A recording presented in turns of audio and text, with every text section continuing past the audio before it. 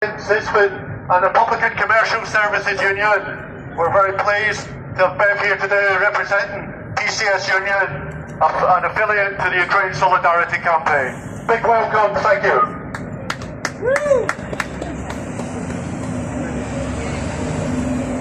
Thanks everybody. Yeah, everyone hear me? Yeah. So thanks everybody for inviting me today on the Ukraine Solidarity Campaign. So I'm PCS Public and Commercial Services Union Deputy President. So as trade unionists, our first instinct must be to listen to the Ukrainian people and trade unionists and help them provide the tools to fight for their freedom.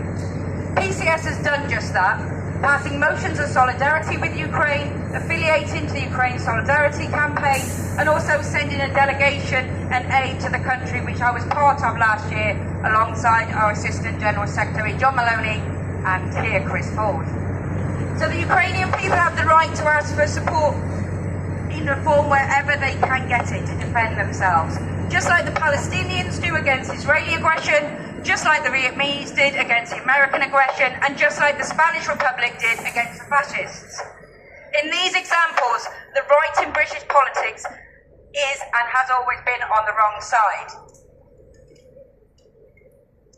In claiming that Putin was somehow provoked to invade Ukraine and to continuing to enact a brutal occupation, Farage seeks to blame the victims and support imperialist oppression. This should not come as any surprise to any of us.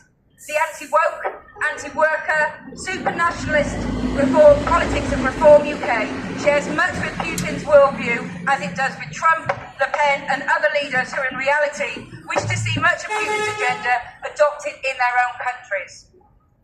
It is a lie that the West is responsible for the war in Ukraine.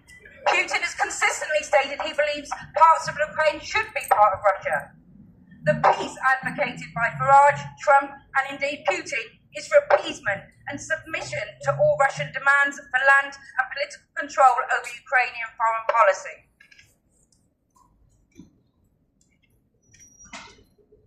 So as the common slogan on pro-Ukraine demonstration goes, if Russia stops fighting, there is no war. But if Ukraine stops fighting, there is no Ukraine. It's that simple. As internationalists, PCS opposes NATO. Opposition to both Russian and NATO imperialism is important, but it has to be based on the reality on the ground. Calls to arm Ukraine are answering the call of Ukrainian workers for the means to defend themselves. This is a popular resistance. Many Ukrainian civil servants, such as those organised in our sister union, the State Employees Union, who I've had the pleasure of meeting in person on a number of occasions, have taken up arms.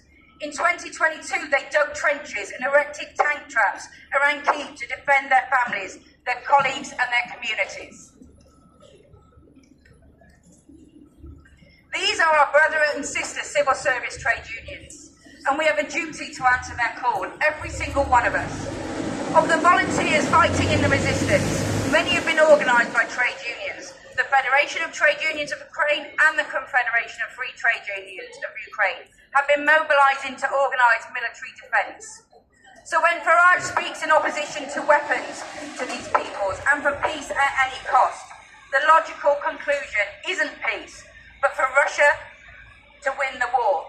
That is not something we can accept and we will never accept. The Ukrainian people do not accept that, and we need to show solidarity every single day.